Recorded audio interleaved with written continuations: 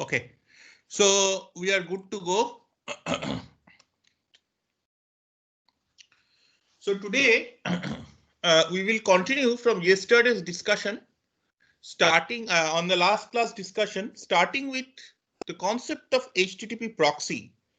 We discussed the very basics of the HTTP protocol in the last class. The HTTP protocol and its secured version HTTPS protocol are the default protocols to access web pages on the internet. Okay, and we discussed how is this actually done typically using GUI based software called browsers, which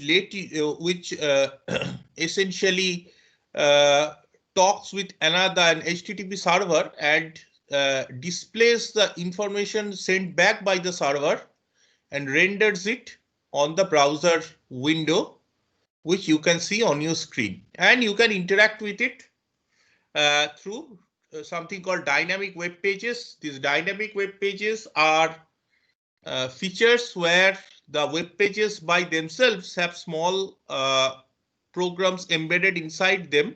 Typically, a very common language is probably JavaScript, and these programs can be executed by the browsers to give you a custom look and feel.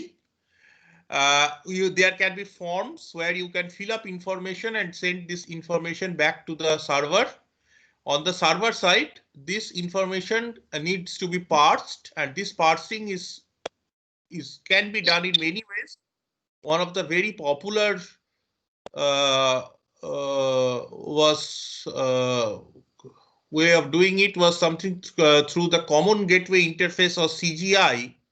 And Perl was a very common programming language to do this. I think nowadays it can be done in using many different languages, including probably Python and all these things. However, when we were students, for a large part, for many years, actually, Perl was kind of the de facto standard CGI uh,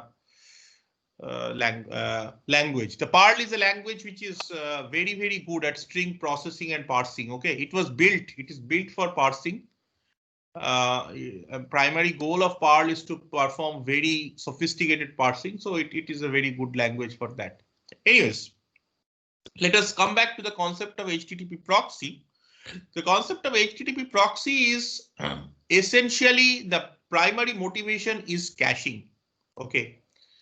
What happens is that there is a client which requests, possibly inside a larger internal network, an individual computer, say. I'm saying a computer, but again, these concepts of clients and servers are interchangeable with respect to physical computers or physical devices like smartphones and processes running on some computational platform. Okay, so don't get confused. These are kind of flexible concepts. Suppose there is a client which wants to see the web page at downloads.hipchat.com. Okay, and the top level web page is called block_info.html. And this HipChat client requests there is a web page, okay, but it cannot request the web page directly. In between, there is a proxy server, which is another computer sitting inside it, these two parties. So basically, it first performs a TCP handshake with this proxy server and then requests this thing TCP handshake. By the way, whenever you have these bidirectional arrows, this means that this is a two-way handshake. Although it is shown using one arrow, actually multiple transactions will go through this. Go on. Okay.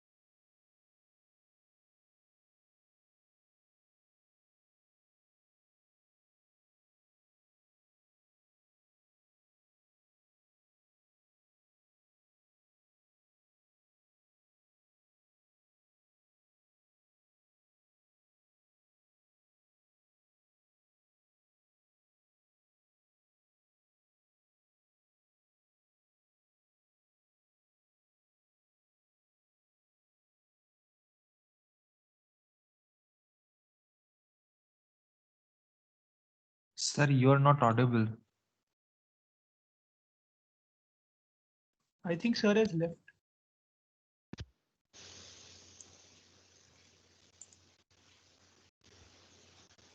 Sorry, I got disconnected. There is some connectivity issues on my side. It's bad network quality is repeatedly showing, and I'm getting disconnected. But anyways, if we share the screen.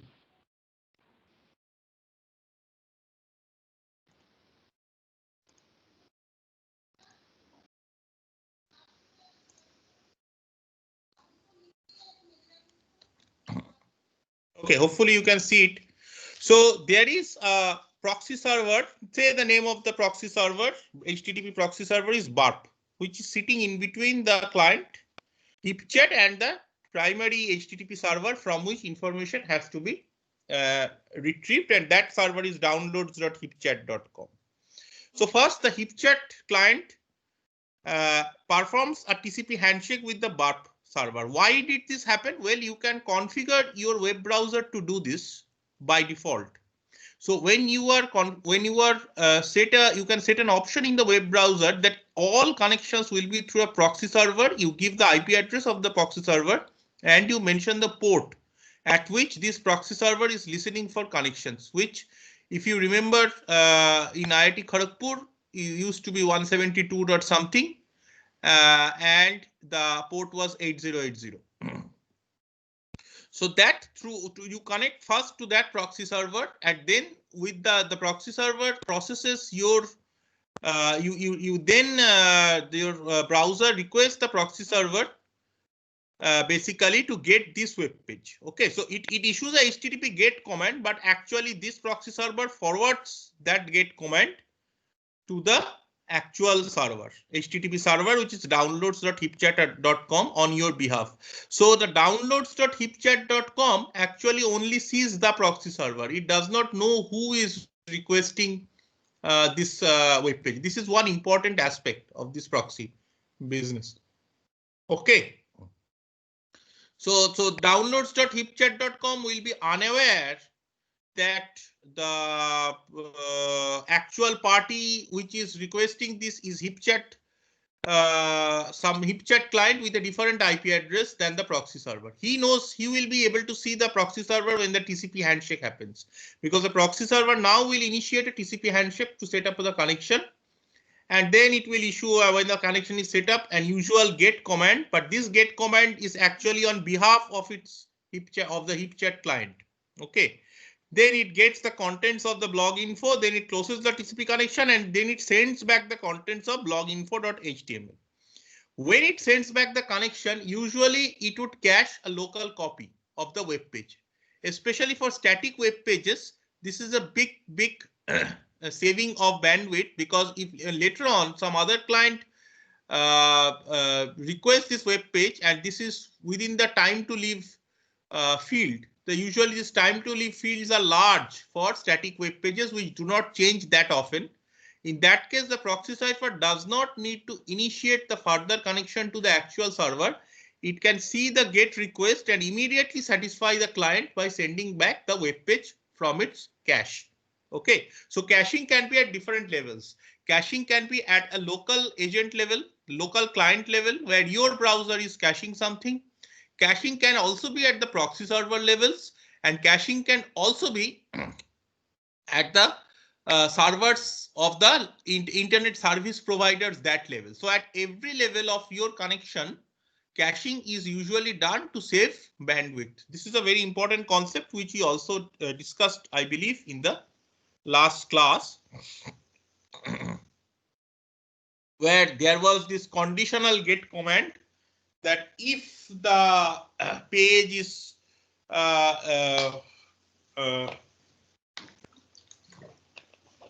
either it is sent back immediately, okay, it is not expired, or if it's a web browser or the proxy server, whoever is caching the information is not sure, it contacts the web server but using a conditional GET command with additional parameters saying only if the page is not modified, I have the page at this time, the version at this time.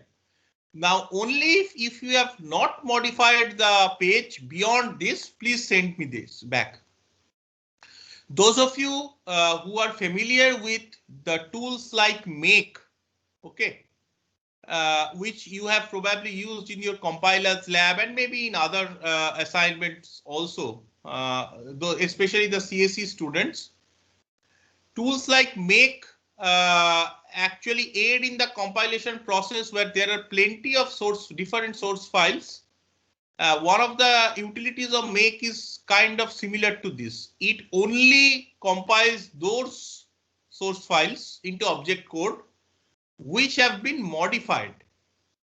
Okay, since the last time it was compiled to object code. Otherwise, it does not compile. Okay, so this is kind of similar. You are saving computational effort by not compiling, preferentially compiling something and preferentially not compiling something, or selectively doing it. Here also you are saving internet bandwidth by getting a web page only if it is needed. So this caching is a very, very important aspect. So this is the fundamental way the proxy server works, by satisfying clients who are requesting web pages and sending them back cached versions of them if possible. Okay. Now, the proxy server on your behalf might also do a conditional get with the other server on other side. Okay. So the conditional get that was shown in the previous slides was from a local level from your web browser, but that can also be performed by the proxy server sitting in between you and the actual web browser. Now the question is this the fundamental utility of proxy server? Because you might have got an impression when you have used the proxy server at IIT Kharagpur that the utility is something else. So can any of you answer that? Is caching the primary utility, or what is the primary utility? What are the other utilities of proxy server from your personal experience? What do you think? Sir, restricting from getting some information. Yeah, Anonymity. so what happens is that although the primary motivation of proxy server is caching, it is also used, and it is used a lot in actually restricting access to information, like one student has answered.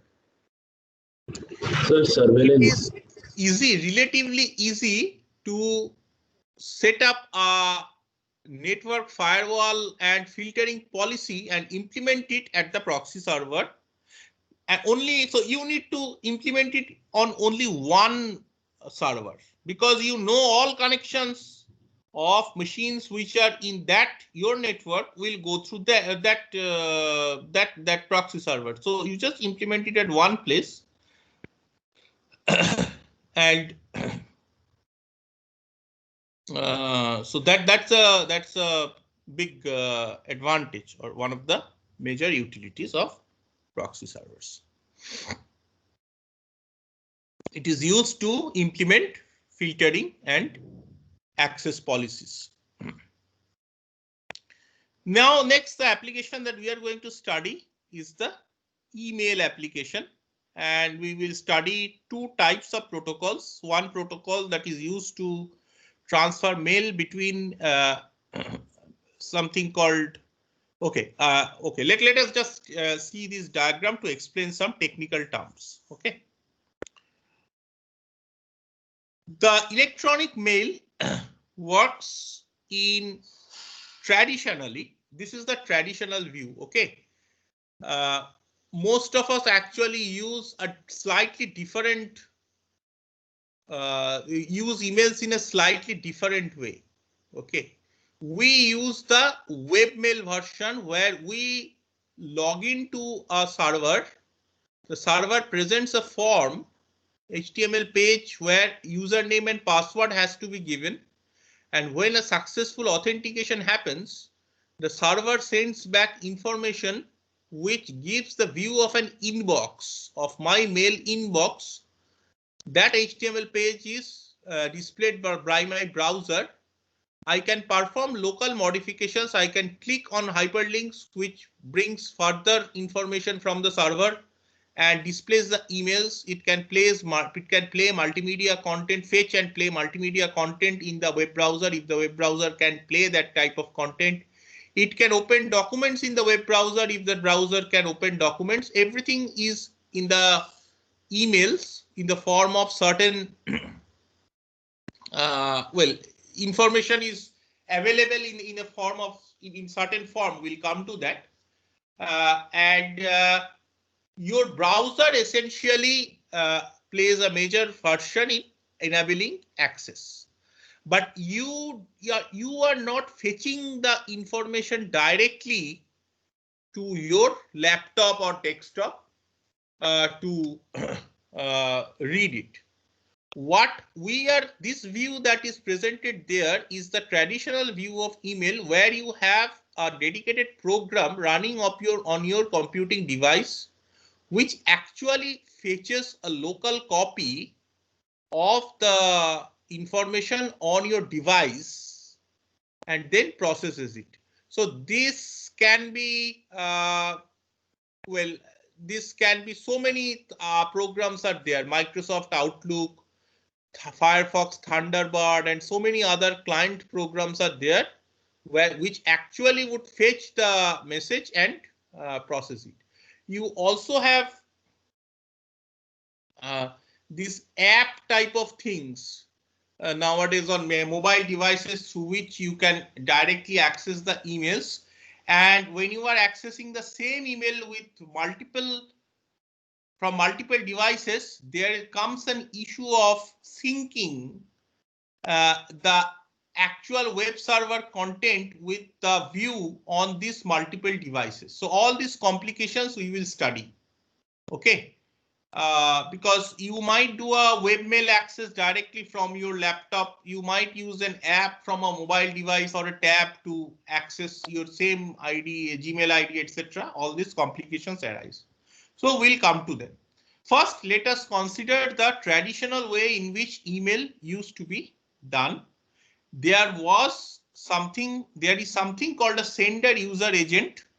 This is a program running dedicated program. This is not the web browser. Okay, this is a dedicated program running on a sender computer. Okay, suppose the email ID connected with that account is sandeepc@csc.itkgp.rnet.in.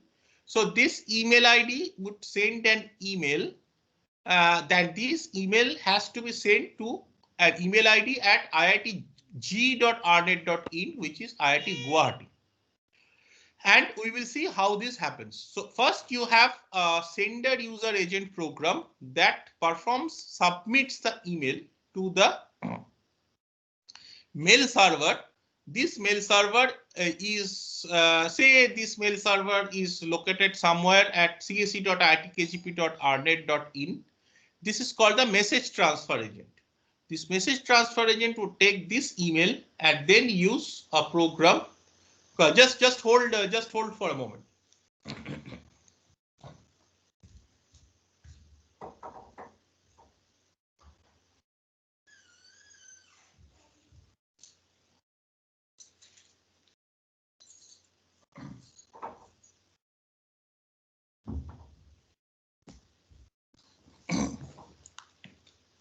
This message transfer agent would take this email and use a protocol called SMTP, Simple Mail Transfer Protocol, to perform a message transfer of this email to a message transfer agent, another mail server located at iitg.rnet.in. Okay. Then here every user registered under this email ID domain of @iitg.rnet.in has a dedicated mailbox where all the incoming emails on his or her behalf is stored. When it is this user sukumar@iitg.rnet.in connects with the message transfer agent, iitg.arnet.in using his receiver user agent program, which is another local program running locally on his computer. This performs a pull request on his mailbox. So one of the important features is that the message transfer agent at iitg.arnet.in would not push the emails that are there which have accumulated in his mailbox voluntarily. It expects that some client would connect to it and would request or pull these emails out of the mailbox into locally to his computer. So then this email would go to the receiver user agent program where the user would be able to read it. Why are these mails shown in envelopes? Well, this is the usual way physical letters are usually delivered. There is an envelope which covers the actual content, and as we will see very soon, in an electronic mail also, in email also, this concept, some similar concept is actually used. Okay, so there are two different types of programs. One is a user agent program which allows people to read and send emails. The same user agent program lets you compose the email and send the email, and also to download the email from your mailbox in the message transfer client and to read it. Now this mailbox might also have a local copy. Okay, so it might also present you a local view depending on the type of program you are using. Have any of you used the Pine program, students? Or have you heard of the Pine program for email access? Just curious to know. Anybody? No. So the Pine is a command line based email access user agent program. Okay, like Microsoft Outlook or something in functionality, only that it is entirely command line based. Okay, and it is still very popular among many people, especially in academia, who prefer to use it.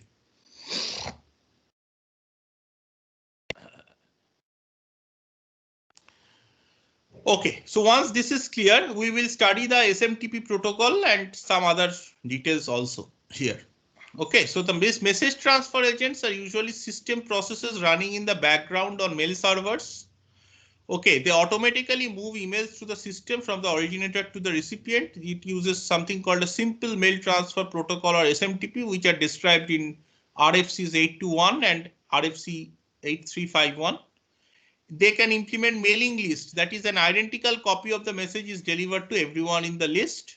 Okay, they can implement mailboxes to store all the emails received for a user. The primary difference between the way the email is finally delivered, okay, to the receiving client and the way the post office delivers email is in the last phase of this email transfer.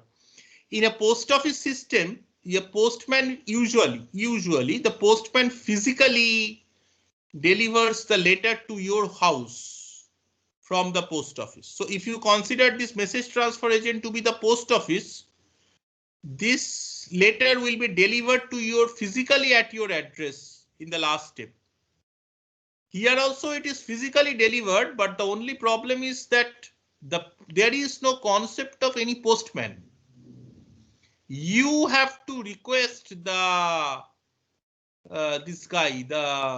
you have to query the post office. Is there any letter in my name which I have till not now received? Then only the post office will say yes, there is something. Well, I will send it to you by now. It will send it through a postman, or maybe you have to. I mean, you can compare this last delivery to anything. Maybe after you request, some postman goes and delivers it to you, or it it delivers or you go yourself and collect the letter from post office. In fact, that was a case earlier where people used to write letters probably much more frequently, and sometimes if you are eager for a letter, okay, you would physically actually go to the post office in the morning and ask, is there any letter in my name? The post office would say, okay, yeah, there is a letter. You want to take it yourself? And if you are really eager, you would say, yes, please give it to me right now. Otherwise, the postman will deliver it to you, but that will be probably next day or something. So this is possible. One problem with this model is the mailbox model. Okay. The message transfer agent dedicates certain amount of space in the mailbox. Okay. This space is finite. It's not that these mailboxes are very flexible or elastic and they will keep on increasing magically. Okay, all the time.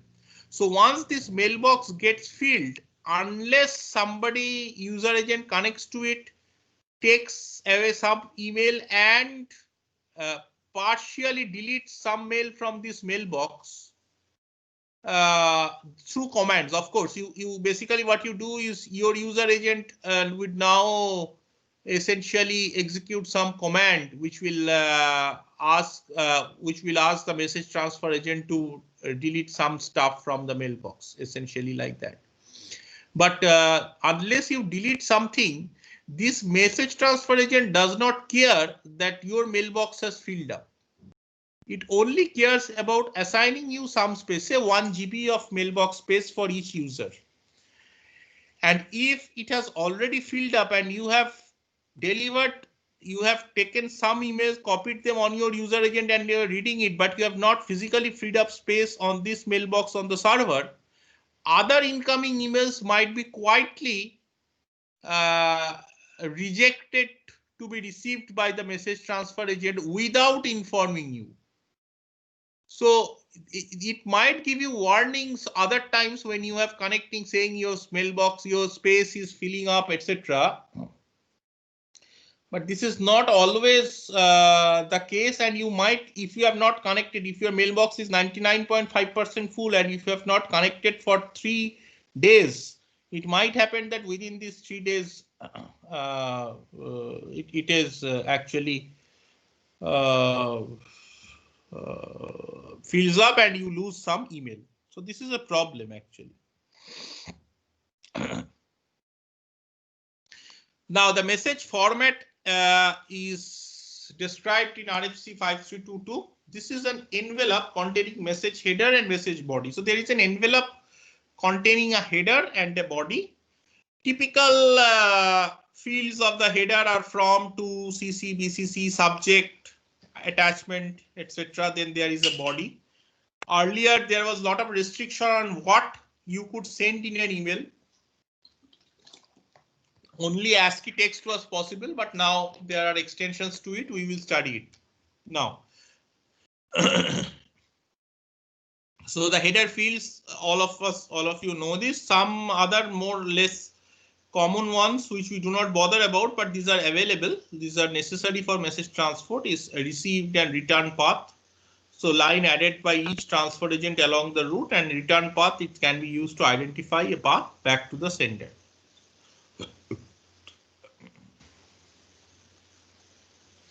Then there can be other fields: date, reply to, message IDs, in reply to, references, keyword, subject. Subject is a common header. Not all of them might be used all the time. Now there is something called MIME. Okay, this is an extension of the emails which allows you to embed other type of information which is not ASCII text in the form of attachments, or to embed stuff inside the message itself. Okay, for example, audio, image, etc. Multimedia also can be embedded inside an email. Okay, so this earlier in ARPANET, the original email that was version that was used on ARPANET, it consisted exclusively of text messages written in English and expressed in ASCII. There was no support for any other language. Only the ASCII 8-bit ASCII was supported, which only had support for this 128 characters, which uses 7 bits, etc. And if there was no way to send even any extended character set for other types of languages. No image, no audio, nothing could be sent. Okay. Now, MIME actually allows you to do it. So there are some additional MIME headers. MIME adds these headers to the existing email headers. These are MIME version, content description, content ID, content transfer encoding, content type, etc. Now we'll come to MIME. Okay, first let us see how a message transfer happens. This is important. Please pay attention and try to understand.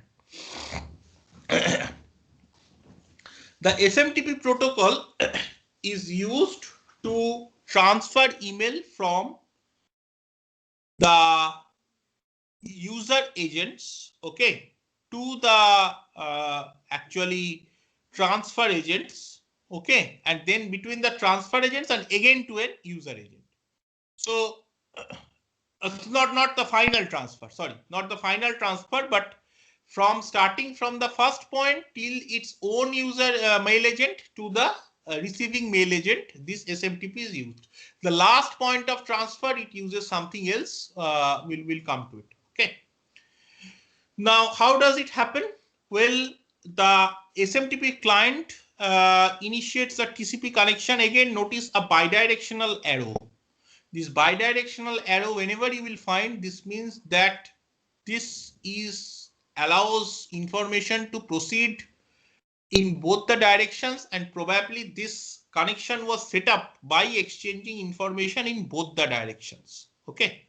So it allows us first it sets up a TCP connection in the SMTP server, okay, which runs at port 25 of its own mail transfer client or agent. Mail transfer, what should you call? What were this called? Mail transfer agents or whatever. Message transfer agent, sorry, the main servers. So this servers is on, it keeps on receiving at port 25 for different clients trying to connect to it. It sends an email. Then the same mail transfer client acts, same mail transfer computer possibly acts as a client, and it sets up a connection with the receiving server, again SMTP server, again running at port 25, and again sets up a TCP connection, uses SMTP to transfer the email. Okay, and finally from this iitg.rnet.in server, these emails can be pulled by the local user agent to receive the email. So that is there. So essentially, email is delivered by having the sending computer establish a TCP connection to port 25 of the receiving computer. Receiving computer in this sense means the receiving server actually. Okay.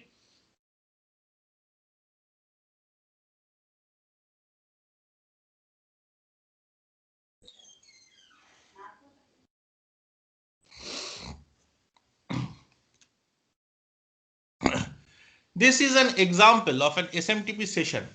The C are the commands written by the client, and S are the replies it received from the server.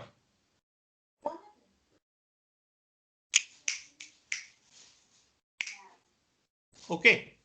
So there are some commands like hello. Then it says when it receives a request, kind of a reply that yes, that hello has been received. It replies with another hello, the server. Then it says there is a mail from alice@cs.washington. Then the server says okay. Then received to this. It's okay. Then it sends the data. Then it says server says sends the email, end with a dot on a line by itself. Then it sends from line by line, including the header. Okay. So content, look at the content. So this is MIME version 1 from 2, MIME version 1, message ID something. This is not important. Content type, multi-part alternative. Boundary is this. This line is important. This means that there are multiple parts of this Okay, and there are alternative forms. Some is text, maybe some is something else. And the boundary is the string QWERTY, whatever. This long string is defined for this email to be the boundary. What is the boundary? This is the boundary that delimits particular parts of the message. So if some part is text, that would be delimited by this. If some part is something else, that would be delimited by this, etc. Okay, then there is a subject. Earth, orbit, sun, integral number of times. Anyways, forget. Then there is a preamble. The user agent will ignore it. Okay. Then the first, after this double dash, this boundary string is given. This is the boundary string. Why is this the boundary string? Because this was defined to be the boundary string. This boundary string is not constant. This is a random string generated by the user agent software. Okay. This has got no particular significance that, okay, in every message, this has to be the boundary string. No, that's not the case. Then you write that. Then the first is the content type text HTML.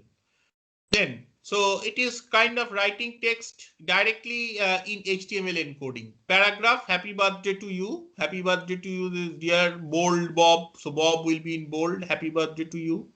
Then there is a blank. Then there is a delimiter, which means that this text HTML portion is finished. Now, the next content type is an external body message. Okay. This is an anonymous FTP which is going to get some messages. Okay. From what is FTP, we'll come to it. It is a protocol to get some file from some remote machine, remote server.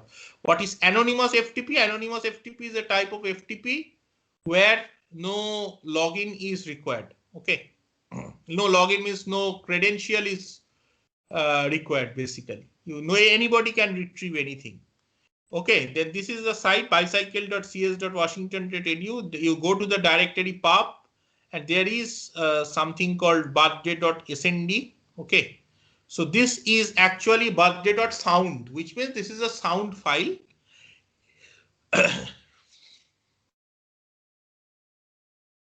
Okay, then this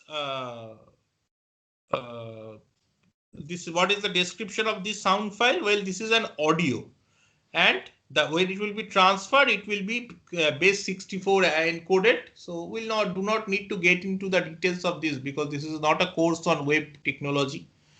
But essentially what happens is when the user agent, if this message is successfully transformed by SMTP to the remote mail server and the receiving user agent retrieves this email into his local computer and opens it using his client, first he will find this text happy birthday wish with the proper formatting, HTML formatting displayed, and then some message, some music will play corresponding to this birthday.snd file. So this birthday.snd file would actually be fetched by the anonymous FTP from some particular location, and then it will be played. So you have seen this concept also probably in electronic greeting cards, etc., sent by your family or friends, where the music can be played or this type of things happen.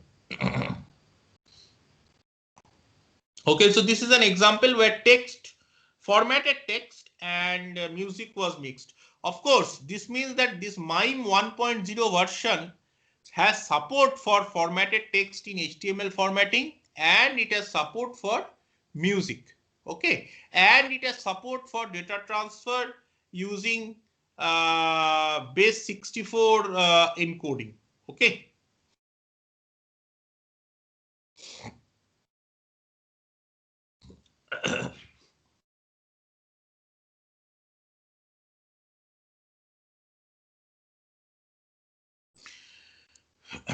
Now we'll go to the final delivery part. The final delivery, the user agent at the receiver side pulls the email from the mail server after login. So till now we have seen the delivery from the sender user agent up to the receiver mail server. Okay, which is shown on this right part of the program, but there is another step. This another step was this final delivery step, step 3. So this is now missing. This is usually done using something called, the most common one is called IMAP, Internet Message Access Protocol version 4 or IMAP v4, which is described in RFC 3501. The email server runs at IMAP server at port 143. It keeps listening to this IMAP request for emails. The user agent runs an IMAP client, whatever, client program, Thunderbird, Microsoft Outlook, whatever you want to use. And then the client connects to the server and issues a mail delivery command. It can also be, I think on Apple also there are this mail and other types of applications which you do. Now, there was an older protocol called Post Office Protocol POP version 3, POP 3, which was an earlier protocol for email delivery. But it is still used. The POP 3 is used where you know that you are going to access your email from only one device. It is guaranteed you will not access email from more than one device. The peculiar feature of POP is that when it retrieves the email from the mail server at the receiver, it physically deletes the mail server from the receiver, physically deletes the mail from that server. So it gets the email on your local, that email onto your computer, no doubt, but it will immediately delete that mail from that server. I think this behavior can be stopped, but this is the default behavior. Okay, some settings can be done to stop this, but the default behavior is it will delete. So this is quite problematic because this means that there is no further copy of that email anywhere other than the device on which you have got that email. This is problematic in two senses. The first problem is that if you ever, the device on which you have the email, if you ever lose that device, or if that device stops functioning or crashes and you cannot retrieve it, then your email is gone. You would never be able to find it unless you have further made copies of it in, say, your local hard drive or something, some portable hard drive or something, or pen drive. That email is gone forever. Secondly, if you have multiple devices which you want to connect to read emails from multiple locations, that is not possible with the default behavior of POP3. Because there is no further email on the server. You can connect to using another device, but then that email has already been gone and it has come to your other device, the device that connected to it first already. Okay. Similarly, you get another email from that server. That email is gone and you use another device to connect to server next, that you will not find it again. So this is clearly unusable in the way we use emails nowadays, where you have multiple devices. We connect to our mail from different locations, from mobile locations, from our home computers, desktops, laptops, tabs, smartphones, you name it. Okay. So in that case, the IMAP 4 is a much better protocol because it does not, first of all, delete the email immediately from your server. It makes a copy of it and sends it to your device. And secondly, a very important property is it syncs the look of the folders and the mail across your devices. So you can use the Gmail app on your device for mail access. Okay, which is fine. But then you can,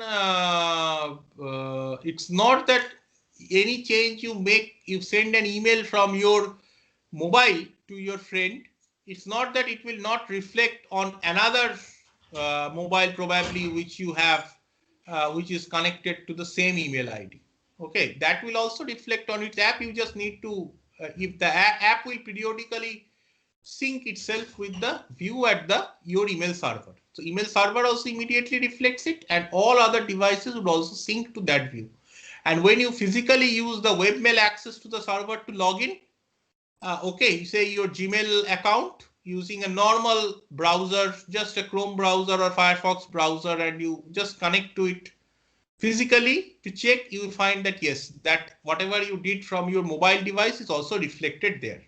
So this is very, very convenient, and this is the thing we want. So IMAP, of course, has several commands. Your client issues commands, and your server executes, the mail server executes these commands on your behalf. Okay. So it can log in, it authenticates, it can select a folder, it can examine a folder, create a folder, delete a folder, rename a folder. Okay, subscribe, unsubscribe, list. Okay, status, append, check, fetch, search, store, copy, expunge. Okay, remove the messages flagged for deletion, all this, close, log out, all these things are actual commands that are issued by your client, which uses IMAP v4.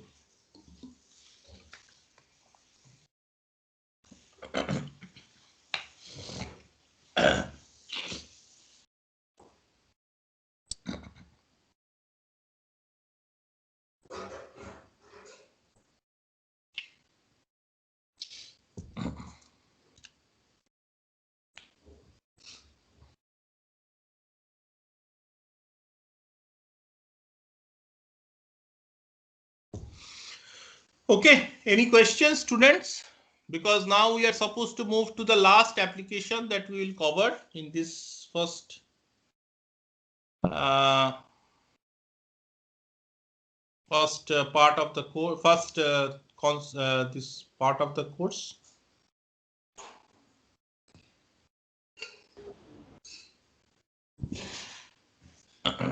Sir, can you explain how VPN is different from proxy server? How VPN is different from Proxy. So, what is the difference? Oh,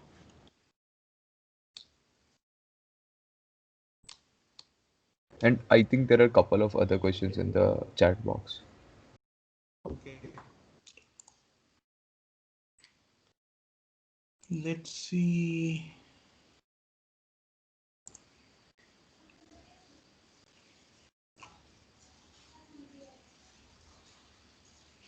Our institute mail uses POP3.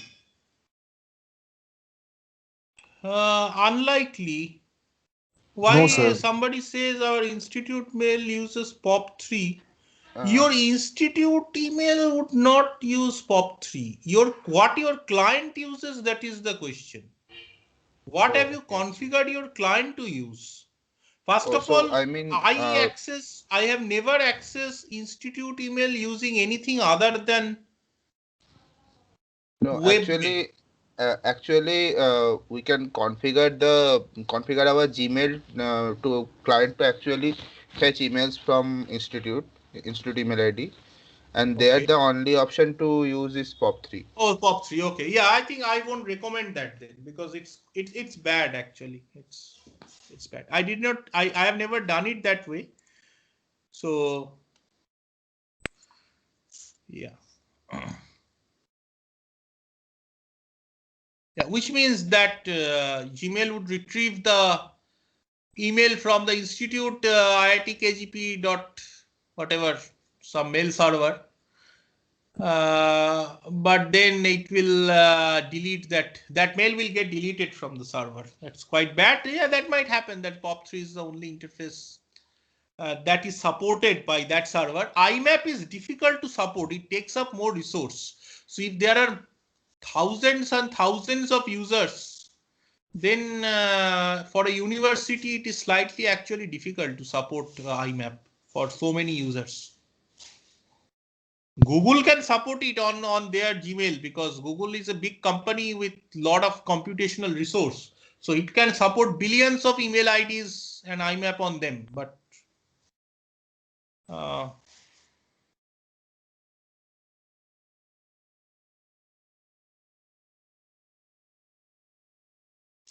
Okay, so another question is, why are you using a different message transfer protocol on receiving end and to pull mail requests from the message transfer agent? Because the two operations are completely different. The final delivery part is, see, SMTP is a push type protocol where when a mail is present, it is pushed to the next destination, either from the sender user agent to its local mail server, and then from its local mail server to a remote mail server, depending on the receiver's email ID. So why this operation happens, and that happens, this user agent, this say the sender user agent proactively sets up a TCP connection initially and then sends it. Similarly, your local message transfer agent or local mail server proactively sets up a TCP connection because it is its urge to send this email to the remote message transfer agent. The final delivery cannot be a push type delivery because the first of all your remote message transfer agent or remote mail server, this say iitg.arnet.in, this has no information about your current IP address. The email would not, email has sender addresses, but it does not have any IP address for the of the receiving machine. The email only has sender and receiver email addresses. That text is not connected to an IP address because it does not make any sense to connect them to IP addresses, probably. Because you see, the computer at which this user sukumar@iitg.arnet.in will log in to access his email is not constant. So it is not possible for the mail message transfer agent to look for you everywhere in the entire campus-wise network. Where are you present? And where will it send it? First of all, where will it send it? It needs, there is a confidentiality part. Okay, it cannot just send an email to a public folder, publicly accessible shared folder of a random computer anywhere. So it just keeps the mail safe inside its mailbox, inside the user's mailbox, until the user by his own accord, out of his own urge, connects to it and gets the email. Which seems to be the more secure policy, because it is not randomly throwing away this message. This receiving mail server is not randomly throwing away these emails after it is receiving it. It is responsibility keeping it stored inside itself till the user comes and gets it for himself. Till the user first of all has to authenticate that he is the actual user. Only then he can access his mailbox. Random person, otherwise a random person will go to the post office or go to the bank and say, I am that person, please, this is the check. Please, I want to withdraw some money from that person's account. No, the bank will not allow that. It will authenticate. It will authenticate your face with the photograph that they have in their account records. It will authenticate the signature you do on the withdrawal form or on the check with the signature they have in their records. Only then they will give you the cash. Okay, but this means that the fundamental nature of the final delivery protocol is a pull delivery protocol. It's not a push type delivery protocol. So given this and the many other aspects, okay, of this syncing it with many other devices who simultaneously want to connect to a single mail server, all these things mean that the SMTP protocol and the final delivery protocol are considerably different from each other. Okay. Okay, then the question that we started with, what is the difference between VPN and proxy? VPN is a completely different animal. Okay, I don't think we'll be able to cover VPN is in this course. VPN uses something called network layer security. Okay, it uses something called IPsec, which we will not go into it in this course. We'll not have time. Not that it's an important topic, but it's a network security topic, and I don't think we'll have time to go through it. VPN gives between two parties, okay, two remote computers. It creates a secure channel in a sense that all the communication that will happen between these two parties will happen using in an encrypted mode. Okay, and it will happen at the network layer. Initially, there is an authentication. And when that authentication succeeds, these parties exchange certain keys for that session. Essentially, it exchanges some master keys from which several keys are derived for that session. And then those keys are used for further processing of or transfer of encrypted information between these parties. Proxy is slightly different. Proxy, the proxy concept, nothing was said about the encryption of these informations between the proxy server and the remote server. This can be HTTP also. HTTP is unencrypted transport layer protocol. I mean, it's an application layer protocol which uses unencrypted. There is no encryption. So plain text communication. Everybody can read that a TCP handshake is happening between HipChat and Barp, and then this GET, this page has been requested, and then this proxy and this is doing this. Okay, proxy server can also implement HTTPS requests like you have done regularly when you were in IIT, right? You were accessing e-banking, you were accessing Amazon, you were accessing Gmail, any website you use nowadays will use HTTPS. So that is also possible, but it's not mandatory.